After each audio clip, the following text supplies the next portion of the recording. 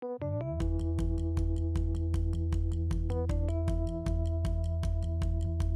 there.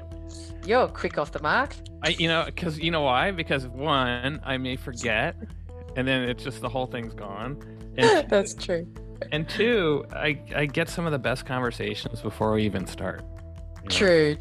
That's 'Cause good. we Yeah. just the fun and usually the funniest stuff. Yeah. This is What Next, the Adoptee Rights Podcast. I'm Gregory Luce, the Executive Director of Adoptees United and an adoptee rights lawyer. Each episode, I'll talk about the state of adoptee rights around the world. We feature legislative updates, interviews, legal developments, and the frequent absurdities and complications of being an adopted person in the United States or wherever you are. This week, I talked to Lynelle Long.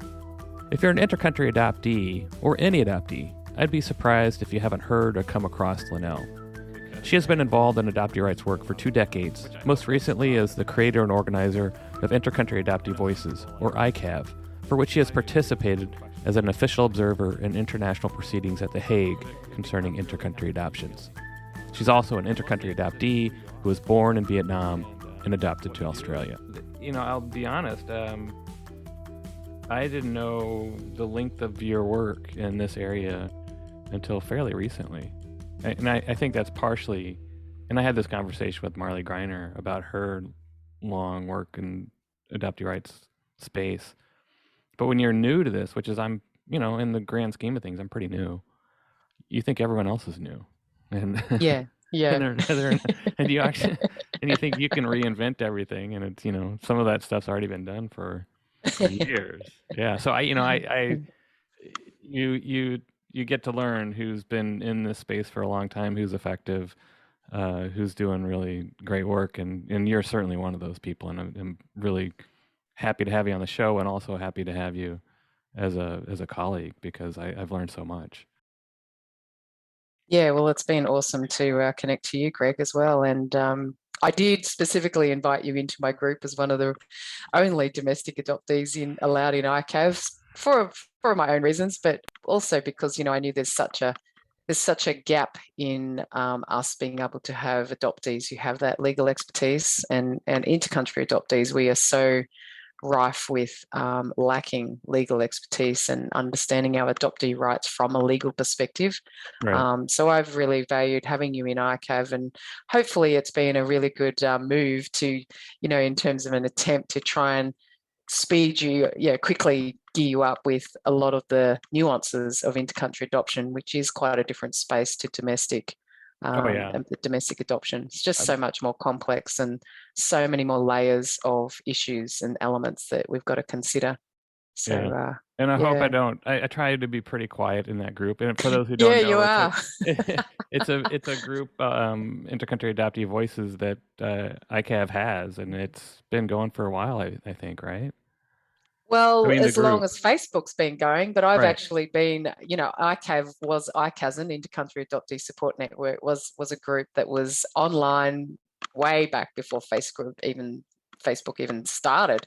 So, in our beginnings, we started off with, email, and I think we used to use Yahoo groups and whatever social medium was around at that stage. I remember doing Yahoo groups for quite a while. We were one of the few first platforms that really was there on the internet because of my background in IT.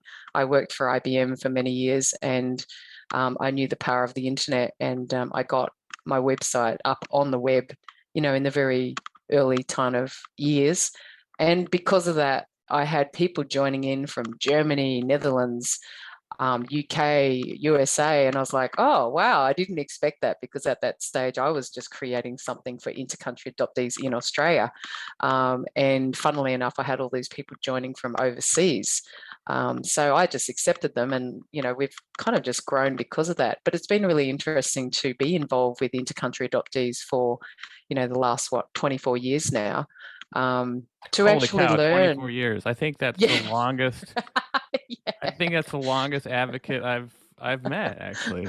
Maybe you can Marley see my white hairs here, right? That's a result of all the. Let's see, Marley started in 96 or so that's what. Oh, I was 98. Yeah, I was 98. Okay, so she's got, but she's not in the intercountry adoptee space, but Yeah. So Yeah. you're a pioneer. Yeah. Just like Marley and others. And, the Yeah. one thing that I've really gotten out of just that group on Facebook was it really opened my eyes that it's not an American only phenomena, the intercountry No, adoptee. that's And, right. everything, and we're so focused here in the US on intercountry adoptees coming to the US, and sometimes for good, often for good reason. But the people that are in that group are from all over the world. It's just amazing that, Yeah. and you're still welcoming more people every day. Yeah.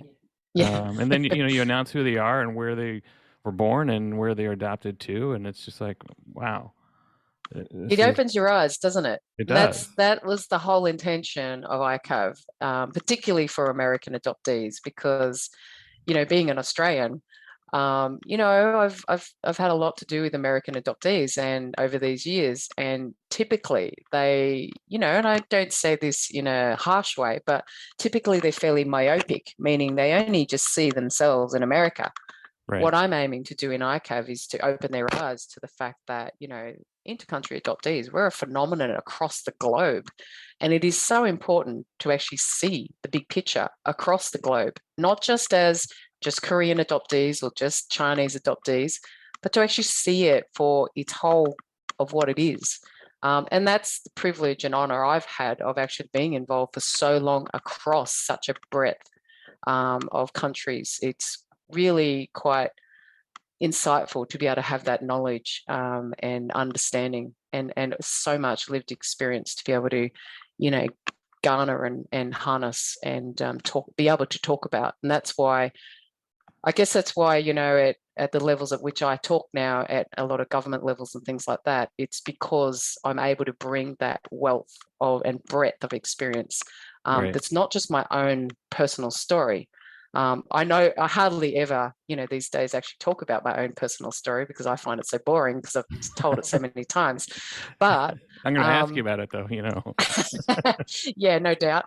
Right. But at the same time, a big part of my own personal story has actually been in creating this network and being able to learn off so many of my fellow adoptees. It's been an incredible honor to know them all and to, share with them at such a deep level.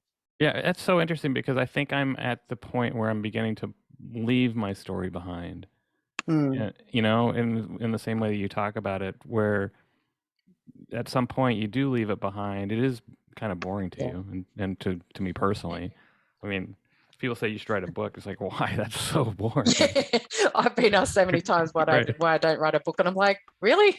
Right. is my story that interesting? I don't find it that interesting, but anyway, okay. But I think it's more interesting to look at the big picture of how we have formed as an adoptee network around the globe and what we're doing in advocacy, and I find that much more exciting. Rather than my own personal story, because I'm just one tiny little piece of grain in the big sandstorm that we are. And I think it's much more interesting to see how out of that sandstorm we are making some incredible progress. Right. Yeah. And I think that's where I've kind of closing the door on my story and opening this new door to what you just talked about, and that is a bigger picture. And in many ways, I talked about this in a prior podcast, decentering yourself in some ways. It's a bigger picture, as you It's said. not about me. Exactly. It's not about me at all. Yeah. And it's that's actually why it's actually quite freeing when you realize that as well. Yeah. I'm not mired in my own story, which That's right. we all sometimes get mired in that story, and sometimes you go back to it, as well, and you never leave it behind. You don't actually really close the door, I guess, but that's right. Yeah, you certainly learn to deal with it in a different way. Yes. So tell me, I mean, so this is a good segue into, why don't you introduce yourself since we've been talking already for 10 minutes, and tell me your well, I call it a backstory, but My it's bio. really, yeah, Short summary. Yeah, I mean, I already know some of the details, but I certainly don't know the breadth of it. Yeah, okay. So I'm Lynelle. I'm a Vietnamese adoptee. I'm actually of Chinese descent, though, born in Vietnam, but my DNA shows that I'm of Chinese descent. Born in the Vietnam War, so quite a contentious period of time to be adopted in anyway, because that Vietnam War really, like in America, has a lot of history of debate in the public. So I was not adopted through Operation Baby Lift, which is the most famous part of Vietnam, of Vietnamese adoptee history. I was adopted privately. So I'm a result of those private adoptions that were done prior to The Hague, where parents could just go and hire a lawyer in another country, say, you know, I want a baby, and they get one for them. They do all the paperwork for them, and then they get the child.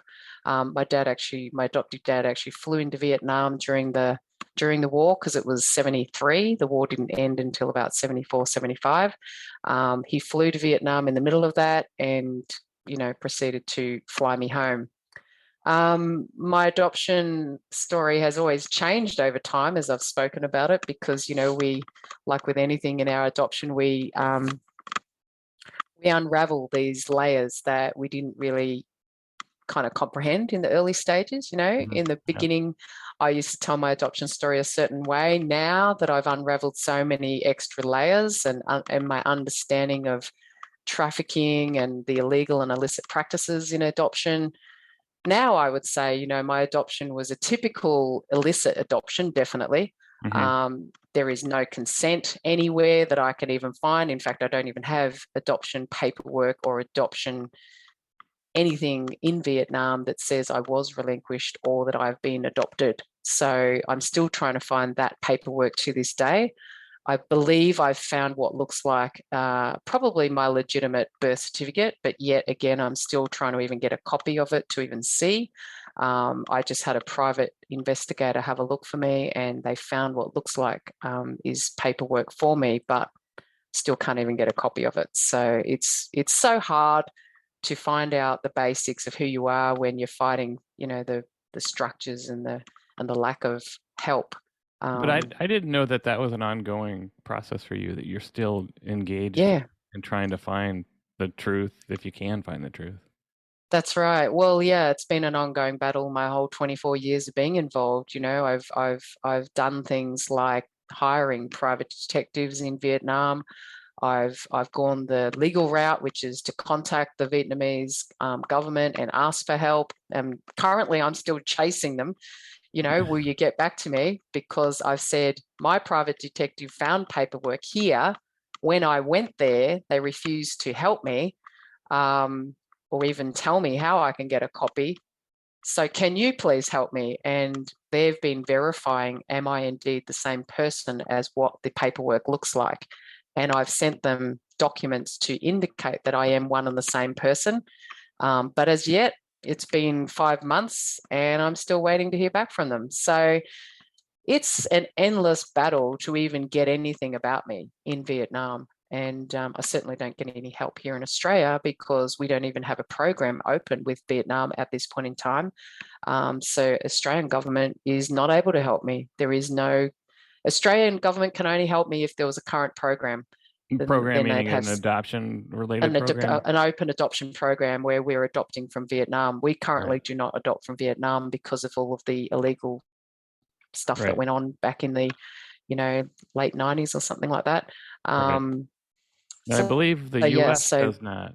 I can't remember offhand. The U.S. has an open program for special needs children from Vietnam. Right. Yeah, but not for just a non-special needs category. So you can kind of imagine that, you know, children will be made special needs when indeed they're not. So just to open that pathway. Yeah. So, you know, there's all sorts of issues that go on, and I'm still trying to find my identity, and I'm still trying to get access to my documentation. Is there sort of a holy grail of a document that you're really looking for? Is there I'd love my birth certificate. Yeah. And do you think it exists? I believe it does. I've seen a blurry photo of it, and it has, you know, what looks like my name and date and a birth mother name. Right.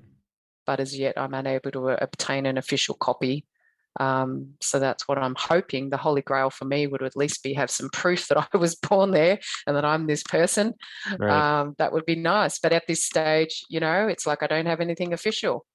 So except my Australian adoption papers, which are done in Australia with an Australian birth certificate, saying I'm born in Vietnam. But do they call it in the US? They call it a certificate of foreign birth. Is that what they call it in Australia? It's actually a birth certificate. Oh, It's the same birth certificate as you would get in Australia if you were born interesting. in Australia. So Yeah. yeah, my birth has obviously, got a completely falsified birth certificate. But back in that time when my adoptive parents were telling me we've got to go through this process to be adopted, they said it's your only way to get some piece of identity document. So which was technically correct. Yeah. Right. So technically apart from my Australian documents, I don't have anything to prove that I even exist. And, in fact, my adoptive family used to always joke and tease me when I was growing up that I'd make the perfect spy because I actually am not traceable. You can't find any record of me. So, yeah. Domestic adapt. I'm probably intercountry adoptees here in the U.S. have said similar things because we have two different birth certificates, and so we could take on a different identity if we wanted to. Yeah. Yeah. But yeah, I think we're also good sleuths because of what you just described and what you're having to do in Well, yeah, Vietnam. we end up Yeah. being, yeah. So So it's just, I constantly live that journey that many adoptees relate to of seeking right. my true identity. So Yeah. I know you have kids. What do they Yeah. think of this whole thing for you? Do they kind of roll their eyes like, "Oh, mom's doing that whole thing again"? Mom's always doing adoption. Yeah, that's their response. And I swear, they could educate people on adoption so well because they've heard so many of my conversations. They could rattle off all the things about adoption that, they hear me talking about. So they've grown up with it where it's just a normal part of our lives to talk about, adoption and being adopted and the impacts of adoption and the pros and cons of adoption. And, you know, it was my daughter who said to me at 6, it would be nice, Mum, to know who my tummy grandma is. Yeah. That, when she said that to me, because just before that stage, I was of the attitude of, oh, I've spent so much time trying to find my identity, I'm just going to leave it.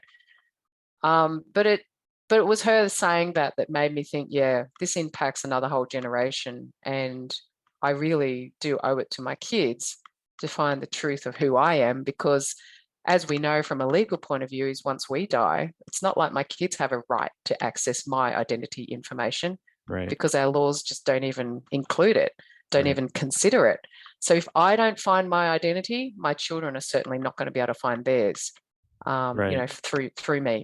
So I can say that in the U.S. there's a huge shift within domestic adoptees of descendants of adoptees trying to find more information. that's That right, because we're all hasn't getting older. right, but it hasn't so much, as far as I'm aware, shifted within the intercountry adoptee space. And they came in the most intercountry adoption to the U.S. started in the mid '50s and then just exploded after the '50s. Yeah. So that's probably one of the explanations is that. Well, it's just so newer. hard too, because our adoptions involve two countries' legislations. We've got to be deemed relinquished in our birth country and deemed adoptable in our birth country, and then we've also got to be deemed eligible to become adopted in our adopting country, and a whole legal process in our adopting country as well. So it's like there's two major, pieces of legislation in adoption that we have to navigate. It's very different to just navigating one piece of legislation. Right. Where you're born and adopted, usually in the Right. same country. At least you're dealing in the same language and the same legal framework. For us, trying to navigate a Vietnamese adoption law is so different to our Australian adoption laws, even though, within Australia alone, we've got different legislation per state. Well, same applies in our birth countries. So it just makes it doubly complex when you're dealing with an inter-country adoption. Yeah, and even dealing with the issues that you have in the advocacy you do, you're dealing with all sorts of different languages as well. I mean, Dutch adoptees, intercountry adoptees, French intercountry adoptees, and then so language is that barrier as well, just to organize. Absolutely. Yeah, it's been really interesting to leverage into the French-speaking adult intercountry adoptee spaces and groups, because usually that's such a barrier as you're talking about. And then there's also the Spanish cohort as well, because there's quite a big, out of our adopting countries, the US, Spain and France are like some of our biggest adopting nations. So those 3 languages alone are really quite a barrier for the 3 to actually work together. Right. So it is somewhat difficult to navigate that. Yeah. And it's amazing to see some of the work too. I mean, there's some great work going on with some of the Chilean adoptees and the French adoptees. French. They've just done the biggest, amount of advocacy there, and they had a massive petition to the government, and they got like over 30,000, signatures. It's like that's such an achievement, because most of our, petitions or this kind of stuff in our adopting countries only gathers, a couple of thousand if you're lucky. But 30,000 is just enormous. That's so crazy. The French have done really well. Yeah, and it's something. And again, the language barrier for me is that the documents aren't translated for the most part. And I just don't know enough about that. So it's good that you're there, doing things and engaging with them. That's what I'm so impressed by your work, is that it is global. It truly is global. People probably don't really understand what I do in ICAV, because I don't really advertise it. I don't kind of, sit there telling everybody. It's just stuff that I'm just intuitively doing, responding to the need as I see it. And it's not like I really talk about it that much, in terms of the big picture of what I'm doing. So most adoptees really don't have too much clue about how ICAV's doing stuff or how we're operating. And it's probably also too, because it's not like I have a formal, it's not like we have a formal board that says this is what our mission is, this is how we're going to do stuff. ICAV has always been a very informal, loose kind of network. Network is the better word to use for what ICAV is, because we literally, what I attempt to do globally is create a space that allows these leaders that are strong advocates around the world in speaking out and pushing for our rights and our needs, creating a space for them to be able to come together and actually communicate and share usually through me prompting or me asking or me posting on their behalf and sharing what they're doing, so that everybody else can kind of see what's happening. So I'm sharing all the time in ICAV what's happening in Belgium, what's happening in the Netherlands, what's happening in France, what's happening in Australia, what's happening in the USA. And hopefully, if people are watching what's in our space all the time, they kind of get a sense of, wow, this is what the global picture is. I get to see it because I'm the one actively looking for the bits of information and putting it out there. But being adoptee advocates, we're always so busy in our own little space and world that if we're not looking in ICAV or seeing what I'm posting there, you might miss it. Because it's not like I'm advertising it in one kind of space that says, this is what, it's not like I'm creating a blog and saying, this is what adoptees are doing in the Netherlands, this is what adoptees are doing in Germany, this is what adoptees are doing in France. I'm just piecemeal posting it there all the time, and hopefully people are kind of gathering the information and making sense of it. Because there's so much. Oh, yeah. I mean, every day. Every day. So it's not me doing the work. It's them all doing the work individually. Everyone does their piece. And this is what I love about the fact that in adoptee world, there is so much room for all of us. No matter how we do our work, whether we disagree with each other or not, there is so much work to be done, and there is so much room for all of us. So all I try to do is create a lens that just brings it together to make it visible to the rest of us so that we can actually see what we're all doing. Now, my intention in this was to try and reduce the replication so that we're not repeating or reinventing the wheel, but actually so that we're sharing what we're doing so that we can share those ideas with each other that gives us food for thought, that goes, oh, maybe I could do that in given what France just did, maybe we could do that in Germany, or maybe we could do that in New Zealand or whatever country, right? Because the more we empower ourselves, the better off we're going to be. So my whole intention with ICAV is to always provide a free space. There's no strings attached in terms of cost or, but just to create a space where we can share what we do and what we're doing to each other without too many barriers, because there are so many barriers in our whole journey, right? We just need less. Right. So, yeah. Well, I think what comes out of that, though, is you get to see all these points with commonalities. Yeah. I mean, just being in part of that ICAV group on Facebook, you start to put all these pieces together. That's right. And that's exactly. And you've only been in there for like, what, a year? Maybe at most. Yeah. Yeah. And you're starting to see that bigger picture of what we're all doing. Yeah. Right. And I wish I spoke. I wish I spoke 6 languages. You know.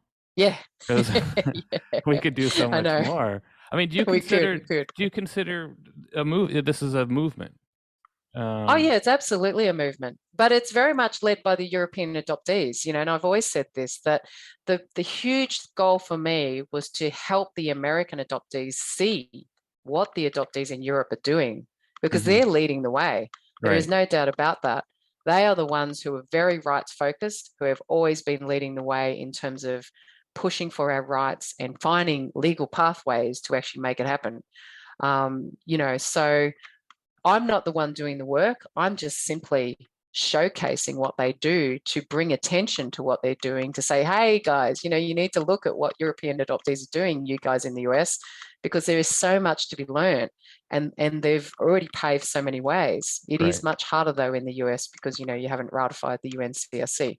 Well, add to the list a lot of things we haven't ratified. It's just crazy. Yeah. It's like, because I remember we talk about things and you'll say, well, we're going to do this because it's under Article 7, and it's like, well, we don't have that. Yeah. But the principle behind it is still there. Find the legislative basis or the overarching convention that you have ratified or signed, and leverage off that, which is exactly what the Europeans have done. And they've managed to find 2 really great pieces, the UNCRC and the other one on enforced disappearance. So if you can find some type of convention or human rights treaty that the US has signed or ratified, and that you can hold them to, where it has a small portion that is relevant to your adoptee rights kind of angle, use it, leverage off it, and try and find that legal pathway, because that's what the Europeans have done. And that's what I'm excited about in actually watching what's happening, is to learn from that and see how. That's why I wanted you in that group, to see what they're doing, to understand it. Yeah. Now, so I know that it's been hard to break into and have ICAV within the US. Yeah. And I think the first time I met you, and I'm not even sure we formally met, was at a Department of State symposium. And I was invited to speak for adoptees in America, which, really didn't help my case to be accepted in America, right? Yeah, I remember the air was like, what's she doing here? Yeah. And did you feel that? Oh, absolutely. Yeah. Then I was very aware, but that's why I chose to speak and do what I did, which was to call and ask them each to stand up. And I introduced each one of them so that the State Department knew that I was very aware that you're asking me, an Aussie, to come and speak at a US adoption symposium on behalf of intercountry adoptees, when you've got all of these guys here who could speak, but at the same time, they don't. I do recognize they don't have the breadth of experience that I do have. Now, there was a reason why I was asked, was because the US knew from my involvement at The Hague that I do come from a truly global perspective. So that's why they did ask me. But the US adoptees don't understand that, because they don't actually understand what I do in ICAV. Are the U.S. intercountry adoptees sending representatives to The Hague, to these meetings that you're going to? They don't even know about The Hague. That's the point. And that's why I've been trying to spend time to educate the American adoptees about The Hague. They didn't even know that there was a central authority when I first made contact with a lot of them. They're like, what's that?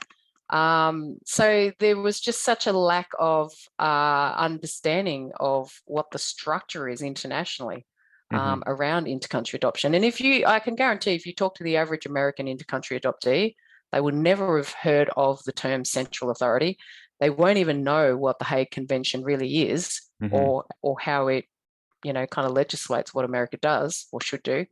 And they certainly won't understand that the Department of State is their central authority. So, or what that means.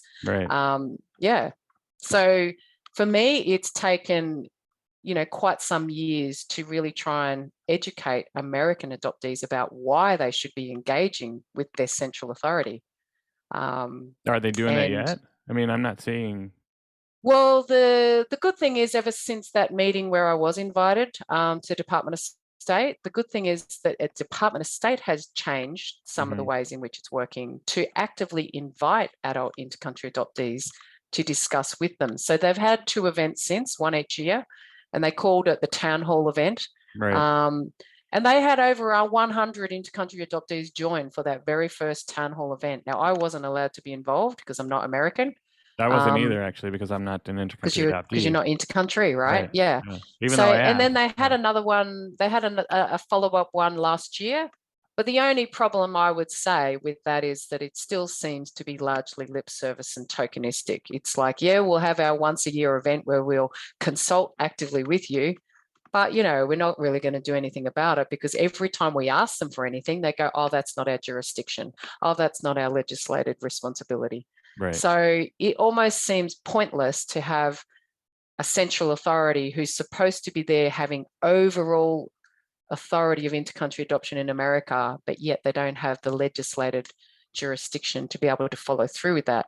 Now, I argue against that because I say it's really your choice. Like in Australia, they have the very same delegated central authority responsibility and legislation that doesn't, in law, give them true responsibility or jurisdiction to call the shots or to make decisions. But because our Australian government is more proactive in listening to us, they do go above and beyond their legislated jurisdiction, and they do active things like listen to us and provide a free counselling service to all intercountry adoptees in Australia. America could choose to do the same, but they don't. Just like Australia has chosen to go outside and above and beyond their legislated jurisdiction. Do you find that difference in these other countries like the Netherlands and maybe Sweden and France or Spain, that the governments may be more responsive, or yeah, they definitely are more responsive. You can see now when you look at the Netherlands, Belgium, all of these countries now are actually starting to provide like search and reunion, almost like just a basic post-adoption support service. It's not even being questioned anymore whether it even should be over there. Right. Whereas in America, have you even got discussion happening in your government about providing search and reunion? No way. They're not even at the table. They're always like, oh, it's not our responsibility. Yeah, post-adoption services for intercountry adoptees in America just doesn't exist. Right. Just does not exist. And I have a huge ethical question about that. It's like, how can you be the biggest demander of children in the world and yet ethically provide no funded mandatory post-adoption support with it? They put the responsibility with the agencies, but I say the agencies shouldn't be responsible for post-adoption support because it's a clear conflict of interest. How can you expect them to provide post-adoption support when they're facilitating our adoptions? This is interesting because I had this same exact conversation in some ways with Shalise Giesecke, who's with the Adoption Mosaic, and talking about how the agencies are good at commodifying, matching, facilitating adoptions. They're terrible at profiting off us. Stuff. Right. But they're terrible at what we would need as adults. Because they're not interested in our needs. They're only interested in their profits. That's what I mean by the clear conflict of interest. Right. They're not going to put any services in our space if it reduces their profits. Right. They will only put services in our space if we pay for them and it gives them more profits, just like you see them do with some of their stuff already. Oh, yeah, you can come to our camps, but you've got to pay.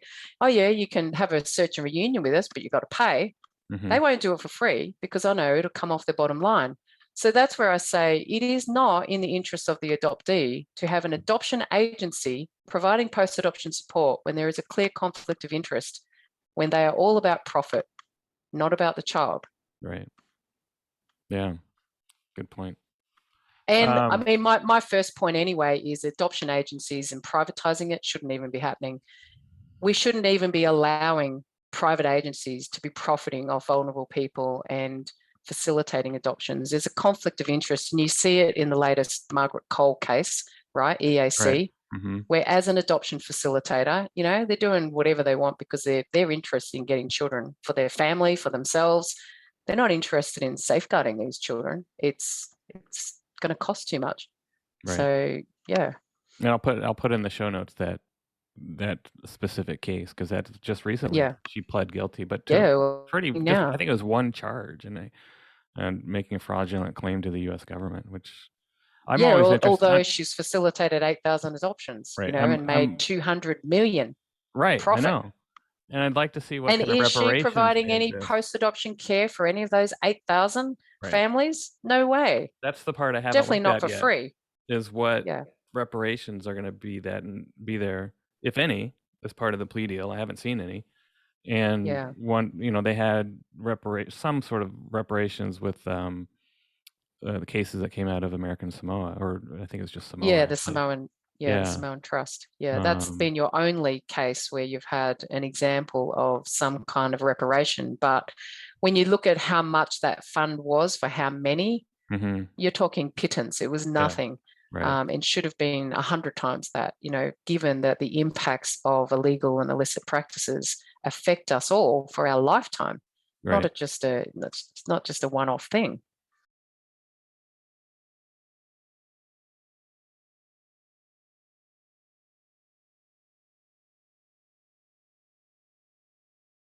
And I've had a couple of clients with illegal adoptions, and the issue the biggest issue usually is citizenship in the U.S. And the second issue is they don't, at some point, they don't want to rock the boat. And so from a lawyer's perspective, if you wanted to challenge these practices, these illegal adoptions, or even illicit, I think what people don't understand, it takes a very brave adopted person to take that on and carry that through. Right. I mean, it takes a lawyer too, who's willing to do it, but it takes someone who's willing to likely fight for years.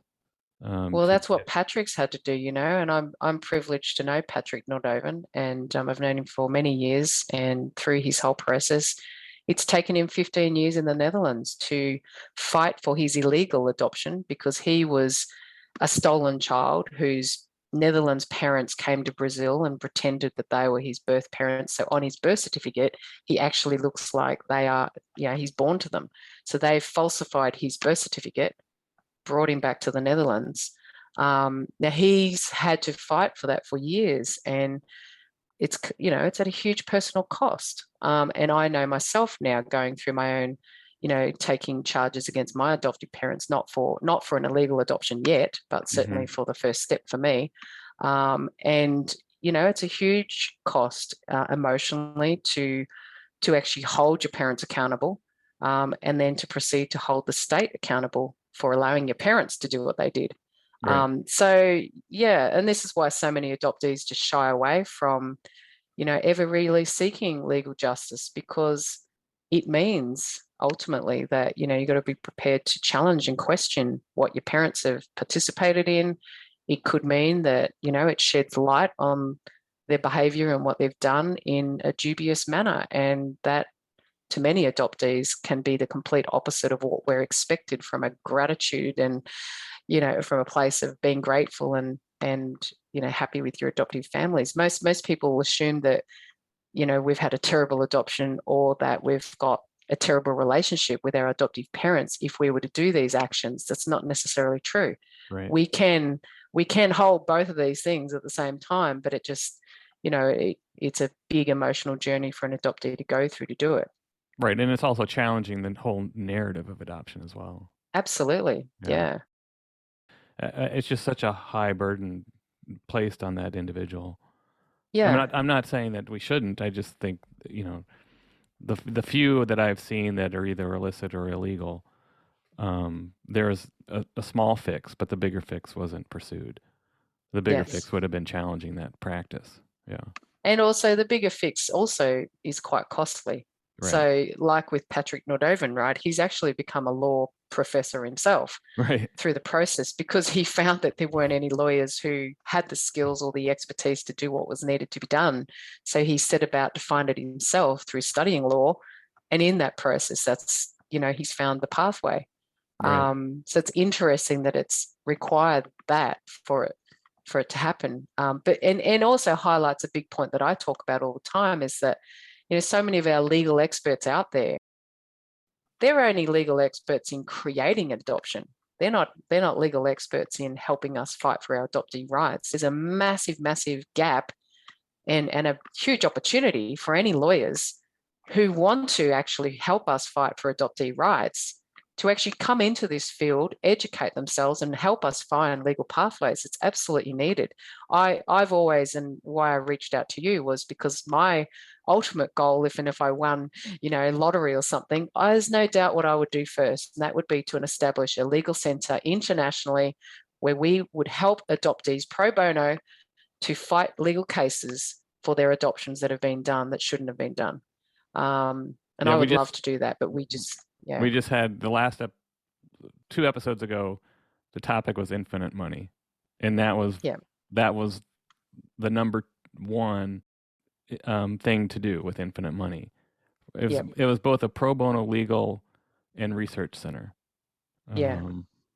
Because we just don't, I've looked personally in my own journey, and I didn't even finish my personal journey, sorry, got distracted, but in my own personal journey, I have spent the last 4 years actively looking for lawyers in Australia to help me with my bigger case. I've been to 11. Not one of them has been able to help me. I'm not surprised. None of them have heard of it. None of them have heard of our cases or how they could help fight for our cases or how to even make a case, you know?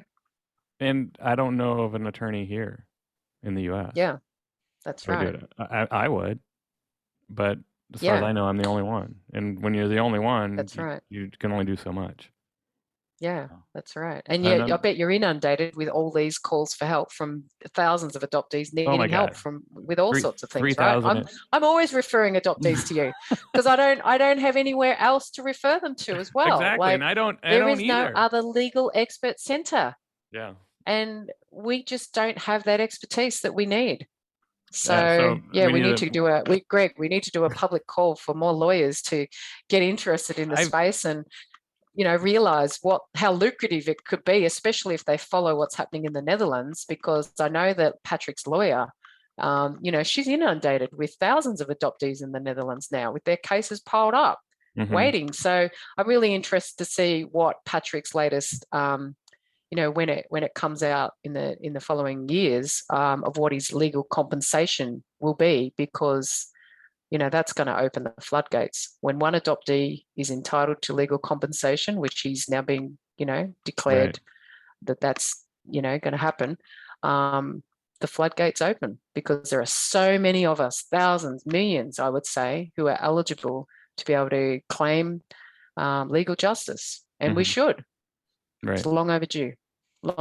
70 decades of illicit and illegal practices. I'm now going to get like 1,000 calls next week. Well, that's why I needed to kind of, get you in a space where you can learn really quickly all about intercountry adoption, because it's like, we have such a need. I get calls from, I get calls 3 or 4 intercountry adoptees every week, with the crazy stories. Some are straightforward. Some are just these crazy stories. And, often. And there are so many, Greg, who when I talk to them in depth, I go, you know what, you're not even technically legally adopted, are you? Exactly, right. There is just so many trafficking cases, and trafficking's the only word you could use for it, but so many cases where they've been like me, privately facilitated to be in this family where the adoption is not even legal. And they're just left with, well, what the hell now? What's my story? Right. Where do I go for help? What language do I even use to even seek justice when I've not even been adopted, but I'm somehow in this family who've called me their child for years? It's like, it's just so difficult. It's such a tough area for these people. And once they meet someone who actually knows, I know exactly what your status is. Even though that status may not be a welcome status, like they're not legally in the country, they're relieved to know what it is, at least. And that there may be a fix. Do you have in Australia, did you have any Or do intercountry adoptees have any citizenship issues like we do here in the U.S.? No, because our legislation a long time ago was like your Child Citizenship Act that gave, retrospective and forward citizenship to everybody, but it didn't leave a loophole like yours did. So we've not had that problem here. There have been 2 deported cases in the last 5 years, but they've actually been because they've been, like my adoptions, private proxy adoptions prior to, which weren't covered under the convention, the Hague Convention at all, and are not actually the jurisdiction of the central authorities. So they don't technically fall under, an adoption that was done through the proper mechanisms. Now, I believe in the US, you've got a lot of cases like that too, where you've had people do private proxy adoptions, and particularly cases where you've had military personnel going and living in the birth country, adopting a child privately, which is technically a domestic adoption, and then bringing the child back through immigration channels. So technically that is not a inter-country adoption done through the Central Authority of America. That's actually an adoption like mine, a private proxy adoption. Now, in the Hague Convention and everywhere around the world, governments, people like me, we speak out actively against private adoptions because it means that child will be totally susceptible to not being covered or protected by any of the legislation that should be there, and is there in almost every other country except America. And that's why private adoptions are such a dodgy and really unsafe way to gain a child. We really need more webinars or educational forums done out there to talk about the difference between a legitimate adoption versus a private proxy adoption, right. And how it leads to very unsafe practices. The problem, though, is that many immigration lawyers are actually fostering private proxy adoptions because they're getting their money through doing a private adoption. They don't care about the central authority or bypassing proper adoption processes that are implemented by the central authority. They just want their own money. And this is how illegal adoptions have always happened, is because you have lawyers, judges who are all operating out of self-interest, making money by helping prospective parents buy a child and facilitate it through what looks like some legal process. Now, the problem is that a lot of those prospective parents aren't educated about adoption legislation, about trafficking. So they just believe the lawyer going, oh, well, it's all legit, isn't it? I'm following what my lawyer says. But what they don't realize is that a lot of the lawyers are dodgy, and a lot of the lawyers are making money, and a lot of the lawyers are contributing to trafficking. So the legal system in itself is part of our big problem, because they're gaining monetarily huge rates, huge fees, and they're facilitating and orchestrating the very trafficking that we are trying to prevent and stop. And you're seeing this across the globe. You're not. Oh yeah, this is a global phenomenon. Yeah. No, this is not just the US. You see it in every country. We have, probably a cohort of about, at least 100 Haitian adoptees here who have all been. We've never had a Haitian adoption program with Australia and Haiti. So anyone who's come through these means where we've never had a program, that adoption has been illicit, because they're not even coming through the proper legal route. It's been private. How do they enter the country? I mean, under what kind of, is it a visa? Because what they do is they bypass the proper rules to be able to adopt. They don't go and get assessed by our departments and follow the rules. They go and live in Haiti for 2 months, and they organize it over there. They adopt a child privately, domestically in Haiti. So when you have laws and regulations in our birth countries that allow foreigners to come in and just adopt a child, or just to take guardianship of a child, or to take guardianship in whatever manner that looks like legally. So a lot of countries, there was a paper that's come out about Uganda's adoptions, and how a lot of the lawyers and the top judges were using guardianship as a mechanism to get around the legal requirement, which was that, abroad parents weren't allowed to just come and take the children and then bring them back. They were working actively around that by using a guardianship technique through legal means to still take control of those children and bring them back to the US. So Yeah, and that's what we had. This That's is our how the IR. industry That's our occurs. IR4 visa. That's the guardianship for purposes of Yes, adoption. And those that's kids right. who, if they're not fully and finally adopted in the U.S., they will not gain citizenship under any law. And because those parents are not going through a legitimate adoption agency now, who in the US are accredited and they know all the process to tell parents, because they're not going through that, they're not being told all the final stages that their child needs to legally go through to Right. protect them from, lacking citizenship. So I believe if you actually had a look at a lot of your adoptees in America who don't have citizenship, it will. I can bet you that most of them have been private adoptions. They probably haven't come through, the accredited agencies and things like that.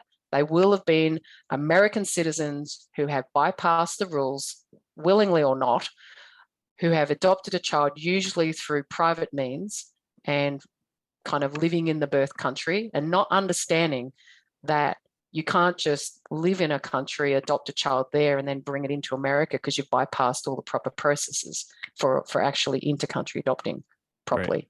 Right. So, an American State Department will tell you this as well, that the private adoptions in America are a huge problem. Right.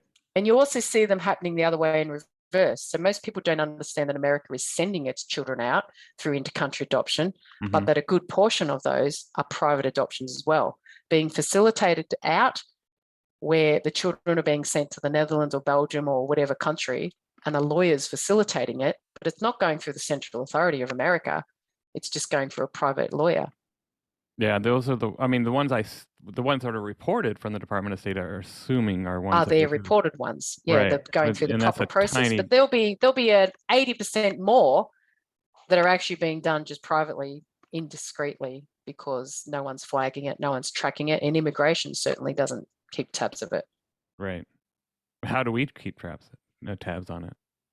We don't. Yeah. That's the problem. That's why it's so rife. It's, and I believe central authorities and state governments need to actually talk and educate the public more about how lawyers will bypass the proper rules and help you facilitate a private adoption, which actually puts, your child at risk. But they probably won't and don't, because they don't want to let people know what the pathway is to do an illicit adoption, because, the more you actively educate people about how to do it, the more they might do it.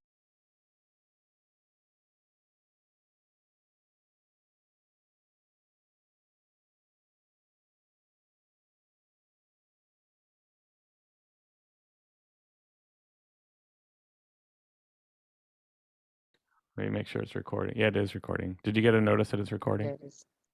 Yes, I did. I mean, that was your best stuff too. I hate that. You were rolling. It's been hard to repeat it. You were rolling.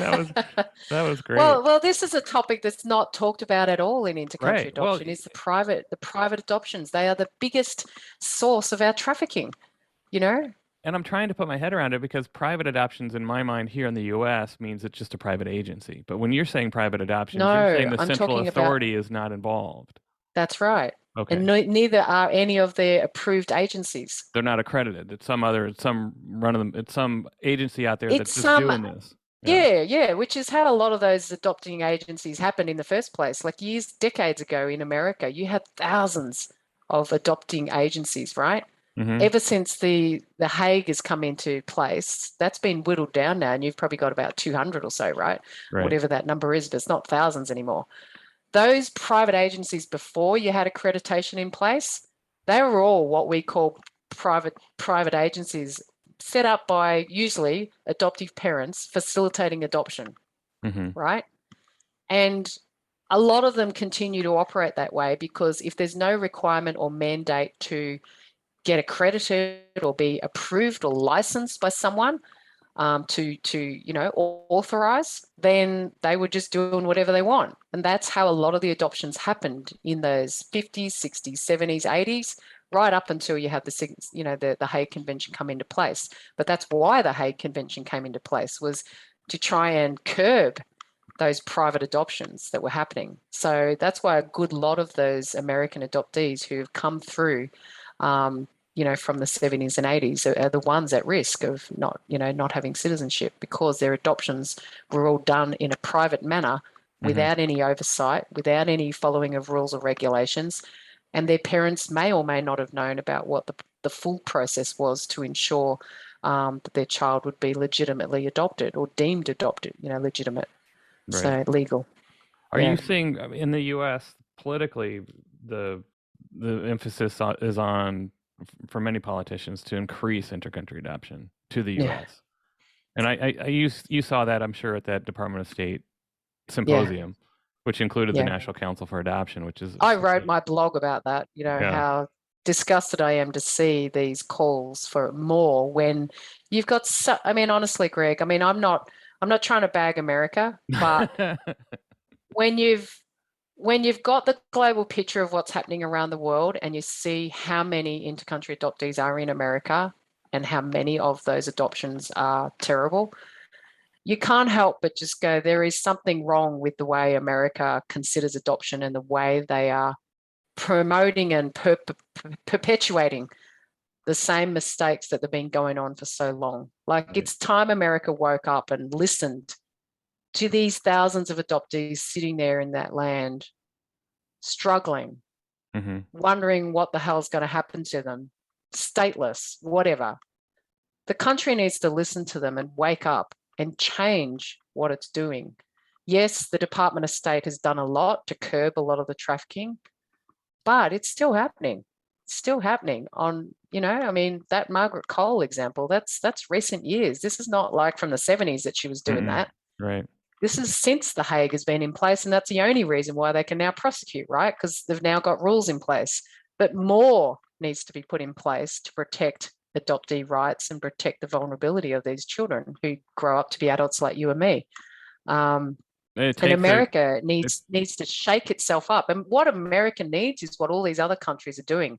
They need to do a deep dive, which is an investigation, into all the historical practices and actually get a list of recommendations that need to come out of that. And it needs to come from lived experience. And in America should be doing this even just for the domestic adoptions alone. I can't believe that as a country, you haven't even got to the stage where America has even looked at domestic adoption en masse as a nation, like what countries like Canada have done and Australia and UK now and Ireland. We should be doing that in the US as a by now.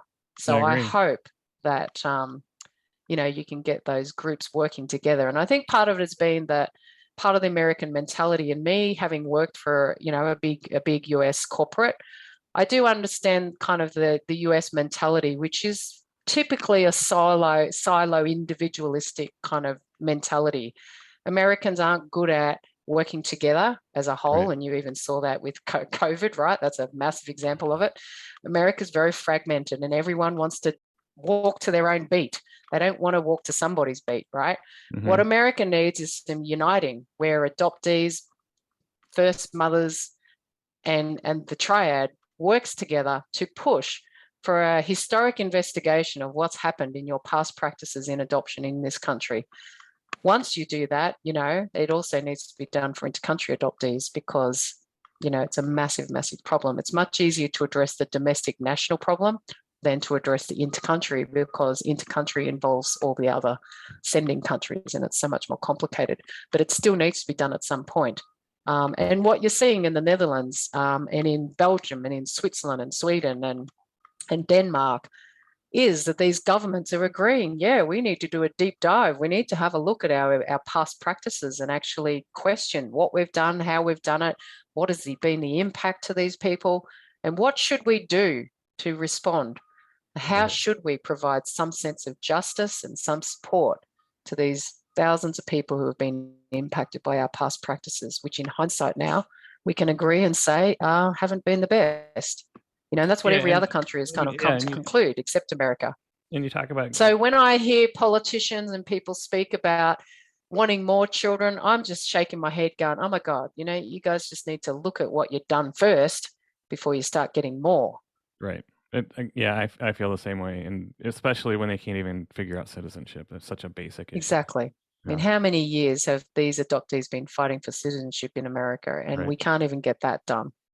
It's just not right that, and what annoys me about the Hague Convention is that countries like America should be kicked out of, conventions like that when they completely and are just not even upholding it, right? Like when you're not even upholding the very basic premise of permanency, which citizenship is, I argue that countries like that shouldn't even be allowed to be a signatory of the Hague. It's a complete just opposite of what the Hague is all about and what the UNCRC is all about. It should be about permanence for adoptees, but yet you can't even get that. And you talked about unifying the triad, birth parents, adoptive parents, adoptees, but in the U.S., we can't even unify our adoptee community. I mean, first you have the divide. I don't know if you have this divide in. It's kind of a natural divide. We're not at each other's throats, but the divide between intercountry adoptees and domestic adoptees, and we're trying to bridge that gap, and I think we're doing well with that. But then within each of the communities, there's so much infighting. Yeah. I experienced that in intercountry space. It's a huge amount of infighting that goes on, and it's such a waste of our energy. When there's so much room for us all to do things, even if we're doing it in different ways, we don't all have to do everything the same way. Because the more multiple ways everyone's doing everything, the more chance we have of actually succeeding at something. Because there is no recipe for success. There is no recipe for, how do we end it, or how do we end the current system? No one has actually successfully found that yet. So that's why I say there is plenty of room for us all to be trying in our multiple ways. So when I speak as ICAV, I speak from a point of view of there has to be tolerance amongst us of agreeing to disagree, on the different approaches. And I can't say that more strongly enough. Approaches that's an interesting concept, but we don't even agree on a bottom line of rights. Yeah, well, don't expect to. I always say don't expect to agree on a bottom line, because you're always going to have this division amongst adoptees of, and I'm going to simplify it in ways that I don't like to, because I hate using black and white, such polar kind of terms. But, there are always going to be adoptees who are anti and always those who are pro-adoption. And unfortunately, because those two views are so contradictory to each other, the ways in which you go about things, whether you're coming from a pro or an anti position, will be so different. And what I'm saying is there's room enough for all of us to have our differences.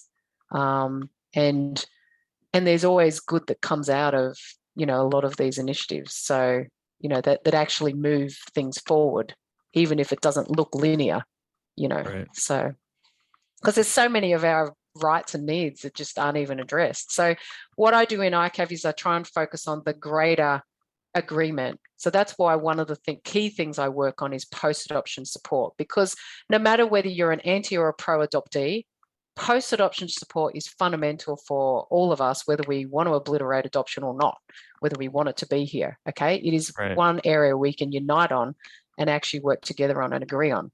And that's why with post-adoption support, I do a lot in that space to try and promote, this is what good post-adoption support should look like.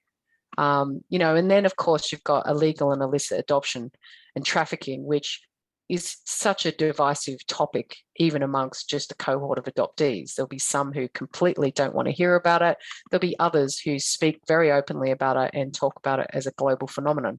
But again, you get such polar views, and it's really hard to find agreement on a topic like that because it's so divisive. I mean, that's an example, though. It's like there should be a bottom line about illicit or illegal adoption. There should be, but if you're a really strong pro-adoption adoptee, it would be hard to expect them to have a bottom line on trafficking. They would always want to turn a blind eye to it. They would not want to see it, because it kind of, it's just how it is. It's like they would always want to minimize that it happens. Because if you're so invested in adoption being a wonderful thing, you don't want to see the unwonderful things. Why would they be in the space to even talk about post-adoption support? Or no, about, basic bottom line of rights, no illicit adoptions, no illegal adoptions, right to the birth certificate. If you don't agree on these very basic rights, I don't know why they would be in the advocacy space in the first place, to be honest. Yeah. Yeah, I agree. And that's why a lot of our spaces are usually full of adoptees who are against adoption, because only those who are against it would fight for our rights, because the others who are happy with being adopted and love that their identity's been removed, or they don't even think about it, they don't necessarily even emotionally get to the space where they would question that something's wrong with being adopted, because they just can't emotionally get over that hurdle of thinking, oh my God, what's that going to do to my adopted parents? That's where I say that these expectations of gratitude and being saved and the materialistic benefits that we gain from being adopted into a first world country, to be able to critically think against all of that requires you to kind of do almost a mental gymnastics in yourself, where you've got to be almost able to admit that it's okay to be ungrateful, or it's okay to be against what's happened to me. I haven't been saved.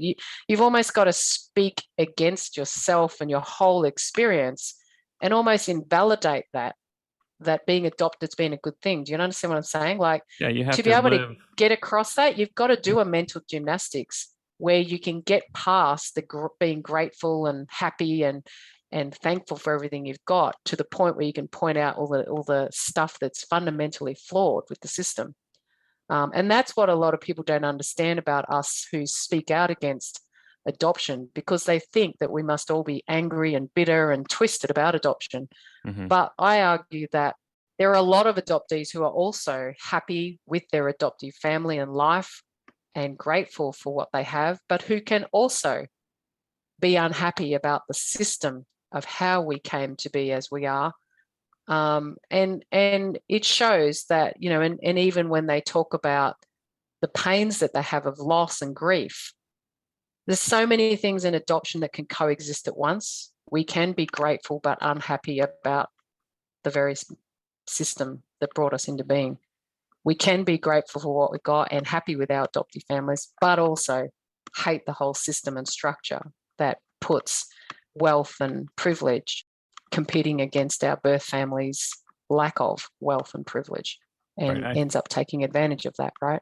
Yeah, so there's all these competing things that happen, and it's really hard to kind of get yourself past having to be grateful or happy when that's the dominant expectation.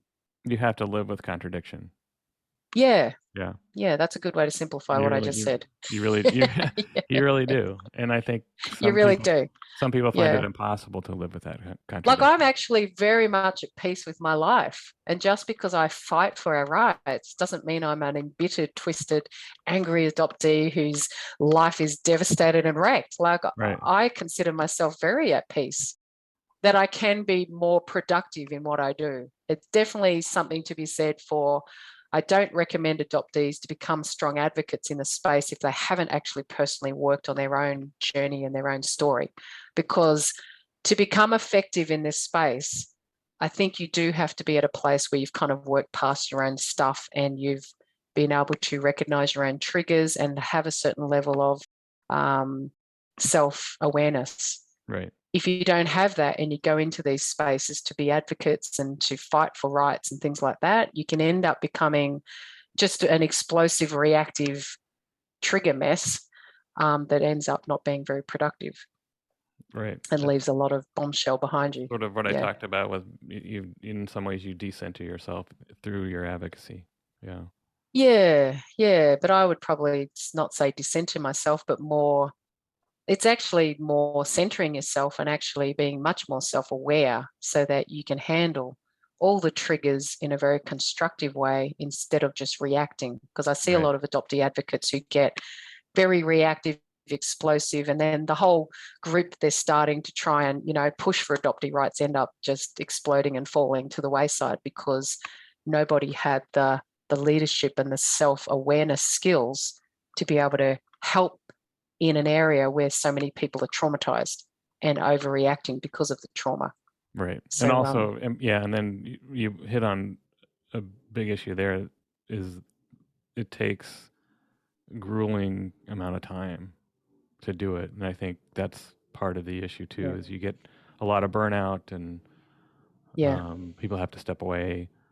Yeah, this stuff is slog. It's not something that's going to change overnight. You've got to be in it for the long haul. You've got to know that progress is extremely slow.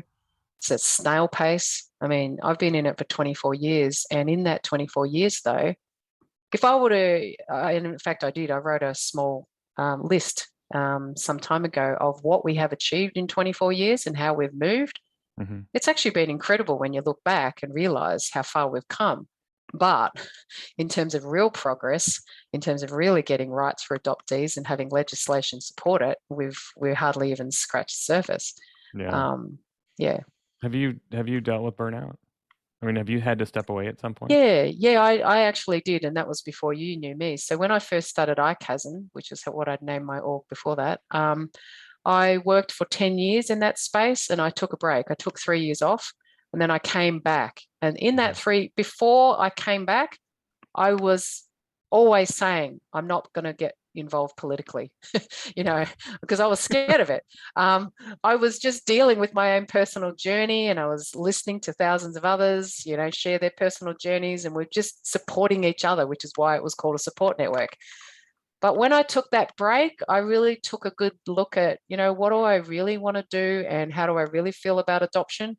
That's when I came back and I decided I wanted to be politically active. That meant I wanted to be able to step up and talk about, are we going to get rid of adoption or not? Or am I anti or pro-adoption? Because I realized that it was no longer just about me. I'd kind of dealt with my own personal struggles with being adopted to the point where, I felt very balanced and even keeled now. So I really felt like there was a lot of work that needed to be done to try and make it better for the rest of us who are living this journey and to try and prevent so many from having to live it unnecessarily. So that's when I became politically involved, and I changed the name of my org from Intercountry Adoptee Support Network to Intercountry Adoptee Voices, because I recognize the power of our voices, that when we share our voices en masse, when we share our voices in a coordinated manner that talks very clearly about what needs to change, that's when we'll start to get somewhere. And that's why I've done a lot of stuff to support that, such as a lot of our perspective papers. Initially, they were just for supporting each other, but now I do perspective papers that are more politically, based. So trying to send a message to governments about what we want them to know and what they need to know, how we need change, how we need that change to better support us. It's been a bit of a journey and a personal journey for me to get to that point where I wanted to be politically active. Because, when you stand up at that level, you've got to be prepared to be shot down twice as hard as well. So right. It's like I want to step away from legislation, but I just can't, and because you're shot down constantly. You do. From all those who are against what you're speaking about and who want to keep the status quo or who want more of it, the status quo. Right. And there are a lot of people out there who are against what we say because it doesn't suit their agenda. Right. So it's not just your own adoptee community. Or that they've bought into the entire narrative and they can't see the other, they can't see the contradiction. Yeah. And I say that advocacy has to go together with education. We have to do so much more to educate the general public, about what adoption actually is. Right. So many of the public just still think it's a fairy tale, and they see all the movies about adoption and they've got no clue. I mean, even the other day, I can't believe that I'm seeing an adoptive parent group that, an adoptive parent or prospective parent is writing, oh my God, I didn't realize that, the child's birth certificate is going to be changed and then it's not going to have their birth parents listed on it. I'm like, how could a basic 101 of adoptee, identity issues not even be flagged to adoptive parents when they're adopting? How can they not know a basic like that? What do they think adoption is? They often have a choice. The adoptive parents. Well, that's right. And so I've written to that adoptive parent going, why don't you ask your lawyer to do a simple adoption? Right. I mean, at least the child then has the truth on their birth certificate, and at least they have a right to their identity. As soon as you involve yourself in a plenary adoption, you're contributing to our obliteration of our human right to know who we are. Right. And if you put it that way, most prospective parents go, oh my God, I don't want to do that, because most of them honestly, genuinely probably don't. We don't have plenary versus simple. We just... Well, you do, because all your adoptions probably are plenary. It's just it's not termed that, and it's not listed that way by people to make it overtly obvious. Right. Well, we don't have simple adoptions. Although you do have a choice in many states to... Yeah, you don't have simple adoptions, yeah. And your lawyers probably don't look at how can I make it a simple adoption, to make sure it is a simple adoption. So yeah, it's almost not in your vocab over there, but it needs to be, and guardianship needs to be there in the same breath. Why do you need to adopt legally? Why can't you do a legal guardianship? I used to think that was not a good choice, but I've come around on that, actually. Yeah. I don't see any real difference between the end result, except you retain your identity and your heritage. Yeah. And if you wanted to get adopted when you have the autonomy to make that decision, then you can make that decision. Yeah, and that's what I say. I say adoption as a legislative thing should be possible, but only for those who are old enough to choose it when they're old enough to do so. Right. Now, I even argue against 17, 18, that's often 18 is when we're deemed legally an adult. But I was actually 17 when I agreed to my adoption. And I look back now and I can categorically state I knew nothing about adoption to even understand what I was agreeing to. Right. So I don't even think 18 is old enough to legally actually understand what you're participating in.